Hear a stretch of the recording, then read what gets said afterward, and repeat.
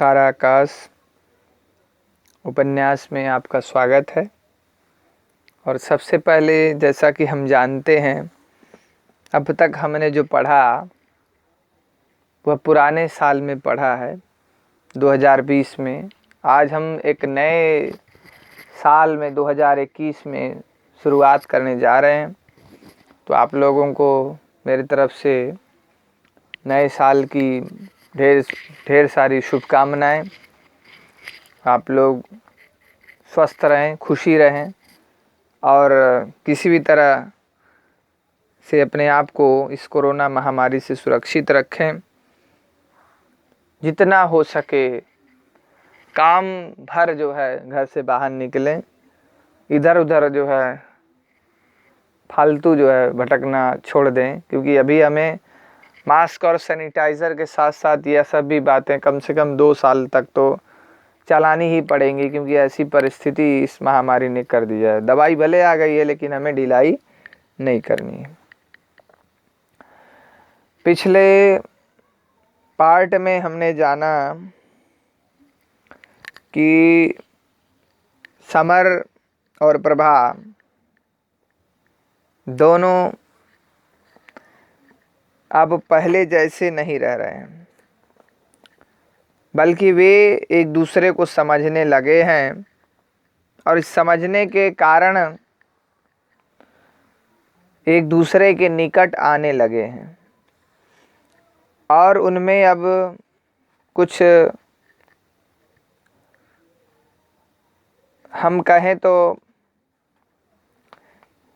शारीरिक जो है व्यापार भी होने लगा है। तो जिसके कारण ऐसे ही बहुत सारी बातों में स्वतंत्र रूप से हंसी मजाक में कहें तो एक दिन ऐसा हुआ कि काफ़ी रात बीत गई और सुबह जो है वह दोनों सो करके देरी से उठे। इस पर जो है घर में बहुत कोहराम मचा, है ना। तो उसके बाद हम आज 7वां भाग जो है पढ़ रहे हैं, 7वां अध्याय दूसरे खंड का पढ़ रहे हैं। और मैंने कहा था मैं पूरा नहीं पढ़ूंगा, जो विशेष मुझे लग रहा है पढ़ूंगा, लेकिन नहीं लग रहा है कि हम उस तरह जल्दबाजी करें, क्योंकि अभी परीक्षा काफ़ी देरी है। मुझे जहाँ तक लगता है आपकी परीक्षाएं मार्च अप्रैल में जा कर के होंगी। फरवरी में तो होनी बड़ी मुश्किल लग रही हैं, मई भी हो सकता है। इसलिए मैं आराम से पढ़ना है, जल्दबाजी नहीं करनी है, समझना है। और मैंने जैसा कहा है पहले भी और अभी भी कह रहा हूँ कि आपको ज़रूर मैं प्रोवाइड कराऊंगा क्वेश्चन आंसर, ज़रूर से ज़रूर। आप लोग मेरा भरोसा रखिए, ठीक है। 2 दिन में ही मेरे लिए घर की सारी दुनिया बदल गई। हर एक का व्यवहार कुछ नया नया सा लगने लगा। इसे कुछ महसूस तो मैं भी कर रहा था, लेकिन सबसे पहले इसे बताया प्रभा ने ही। उस दिन आते हुए मुझे देर हो गई। आशंकाओं से कांपते हुए ही घर में पांव रखा कि बाबूजी से सामना पड़ गया। वे मजदूर के सिर पर लकड़ी लदवाए चले जा रहे थे। झोले में कुछ सब्जियां लटकी थी, यह उनकी आदत थी। जब भी बाहर लकड़ियां या गेहूं खरीदने जाते तो झोला साथ ले जाते और किसी सब्जी वाले का आखिरी सामान सस्ता सा ले आते। वे दिन भर खाली रहते, इसलिए लकड़ी, गेहूं या घर का अन्य सामान ले आते। अक्सर हम भाइयों में इसको लेकर भी झगड़े हो जाते कि ये सारा सामान कौन लाए। सबको अपनी अपनी पढ़ाई महत्वपूर्ण लगती थी और सबको डर था कि आते जाते क्लास का कोई लड़का या अध्यापक देखकर क्या सोचेगा। जैसे ही बाबूजी को देखा कि मेरे प्राण सूख गए। पिछले दिनों तो मेरी यह आदत हो गई थी कि चुपचाप दबे पांव ऊपर चला जाता और वहीं अलग थलग रहता। इसलिए जब भी किसी से मुलाकात होती, वह या तो बाहर आते जाते या नहाने खाने के लिए नीचे उतरते चढ़ते। सोचा अब उस दिन का गुबार बाबूजी दोबारा निकालेंगे। गुबार यानी गुस्सा, जो क्रोध है, गुस्सा हुए थे बाबूजी। समर को लगा कि बाबूजी आज फिर ना निकाल दें, लेकिन मुझे देखते ही वे बोले, बड़ी देर लगा देते हो समर, आखिर बहू खाने को भी तो बैठी रहती है, खाना वाना खाकर ही घूमने निकल जाया करो ना, फिर ठंडा खाना शरीर को लगता भी तो नहीं है। बाबूजी के स्वर में इस वात्सल्य को तो जाने कब से मैं भूल ही चुका था। सुनकर शरीर ऊपर से नीचे तक रोमांचित हो आया। मैं तो डांट खाने के लिए तैयार था। इस अपनेपन के स्वर से मन डर से दहल उठा। भगवान जाने क्या होने को है, लेकिन प्रभा ने जल्दी ही मेरा डर निकाल दिया। उसने बताया, अब तो घर वालों का रवैया हमारी तरफ से बड़ा उदार होता चला जा रहा है। रवैया यानी जो ढंग था लोगों का बदल गया था। अब वह ढंग क्या है, उसमें थोड़ा परिवर्तन आया है। मैं चौंका। दोपहर वाली बात याद आ गई। क्या कोई खास बात हो गई क्या, मैंने पूछा। नहीं, खास बात तो नहीं, वैसे ही हर बात मैं देखती हूँ। पहले जिन बातों पर बुरी तरह कला होती थी, अब उनको तुम्हारी अम्मा जी और भाभी जानबूझकर क्या करती हैं, जानबूझकर तरह दे जाती हैं। तरह दे जाती यानी उनको प्राथमिकता दी जाती है। अब तो अम्मा बात बात में कहती हैं कि वह सहारा दे देगा तो मुसीबतें कुछ कम हो जाएंगी। कल पूछ रही थी कि कपड़े वपड़े तो है ना तेरे पास। भाभी ने बेटी को आइसक्रीम ली तो मेरे भी पीछे पड़ने लगी कि तुम भी खा लो। हाँ, मैं चुप हो गया। हाँ, यही तो परिवर्तन मैं जब से महसूस कर रहा हूँ, और घर वालों का यह नरम व्यवहार ही मन को डर से दहला देता है। काफी देर तक कुछ नहीं बोला तो प्रभा ने झकझोरा, क्यों, क्या सोचने लगे। गहरी सांस लेकर कहा, कुछ नहीं प्रभा, अब तुम बताओ मैं इन घर वालों को कैसे समझाऊं कि अभी घर की कोई मदद नहीं कर सकता। ये है कि मुझ पर ही सारी आशा लगाए बैठे हैं। मैं तो कहता हूँ अपना और तुम्हारा ही खर्च निकलता चला जाए, यही बहुत है।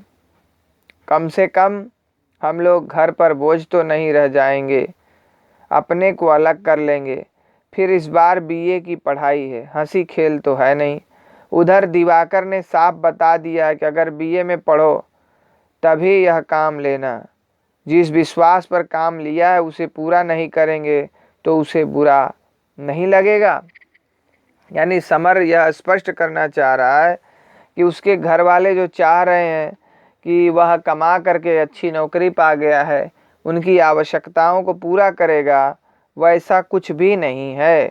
समर की इतनी औकात नहीं है, समर इतना कमा नहीं रहा है कि वह घर वालों के खर्च को वहन कर सकेगा।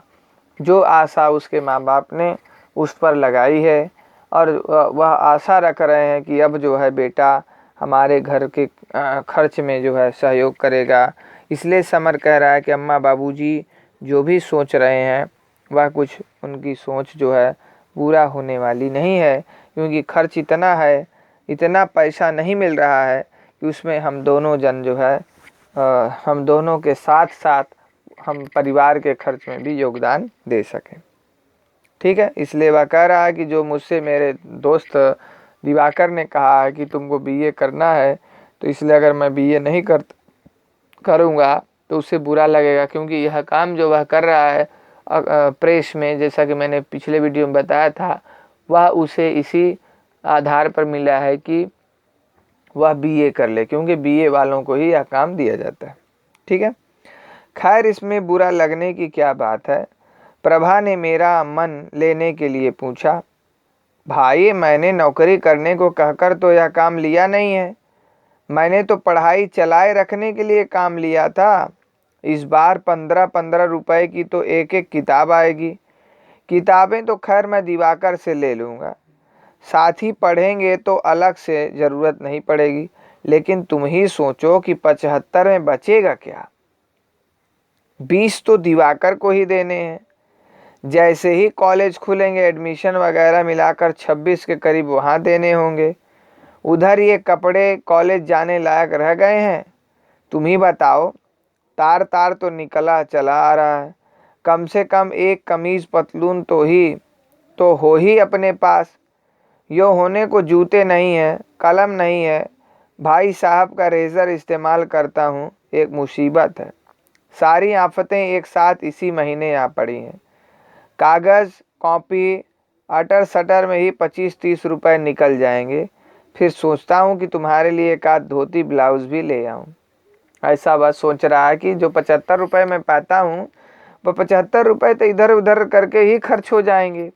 इसलिए वह गिना रहा है कहाँ कैसे खर्च होंगे, कपड़े में, जूते में, कॉलेज में एडमिशन में, या ऐसे गिना रहा है। तो मेरी बात बीच में क्यों ले आते हो? कह तो दिया कि मेरे पास बहुत है, ज़रूरत होगी तो खुद ही कह दूंगी, समझे? मेरे लिए कुछ नहीं, अगले महीने आ जाएगा, फिर कभी आ जाएगा।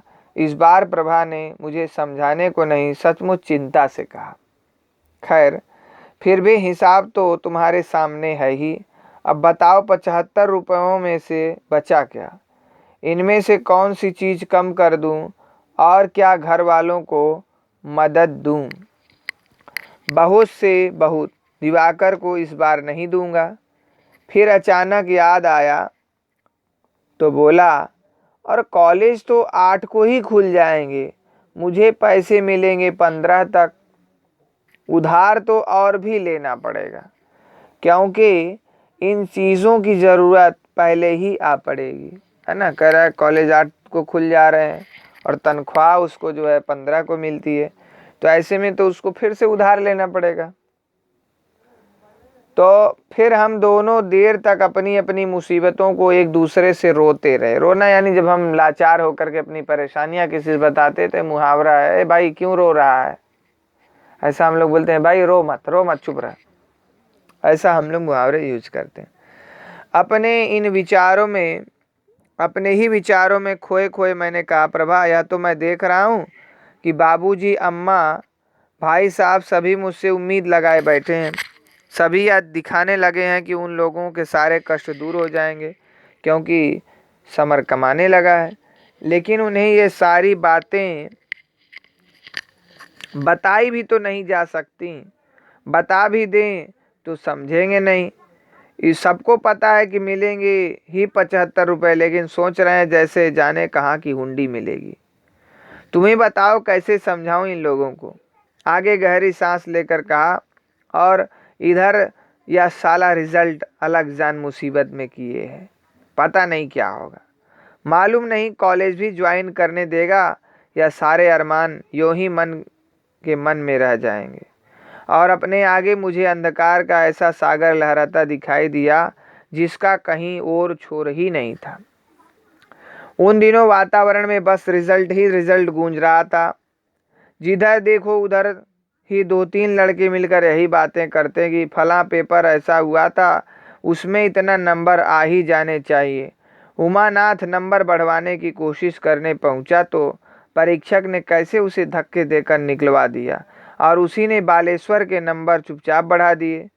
निकल आया कोई ताऊ उसकी गर्दन दबाने वाला।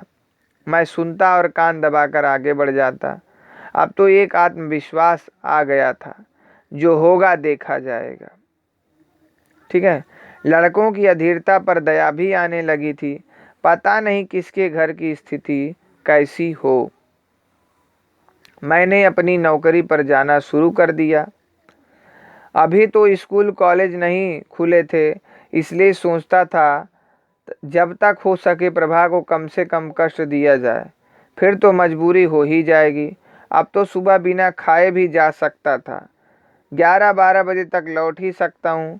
जब वहाँ से सीधे कॉलेज जाना पड़ेगा तब तो बेचारी को सुबह 3:30-4 पर उठना होगा ही। वैसे भी बेचारी 24 घंटे बैल की तरह जूती ही रहती है। सुबह से लेकर रात के 11-12 तक मैंने तो उसे कभी खाली नहीं देखा। लेकिन लाख चालाकी बरतने और बड़े बेमालूम तरीके से सुबह उठने के बावजूद उसे जाने कैसे पता चल जाता और वह खुद भी उठ बैठती। मेरे बड़े अनुरोध पर जरा सी देर यूं ही सोती या सोने का बहाना करती रहती। मैं जानता था कि मेरे बाहर निकलते ही वह उठकर काम में लग जाती होगी। ठीक है, तो इसमें आप समझ ही गए हैं। तो आज के लिए इतना ही, फिर हम लोग अगले वीडियो में मिलेंगे, क्योंकि वीडियो तो बहुत लंबे हो जाएंगे। अब कोरोना का समय है तो हमें ऐसे ही चलाना है। ठीक है, तो नेक्स्ट वीडियो में फिर मिलेंगे। तब तक के लिए धन्यवाद। आप लोग अपना ख्याल रखिएगा। ओके।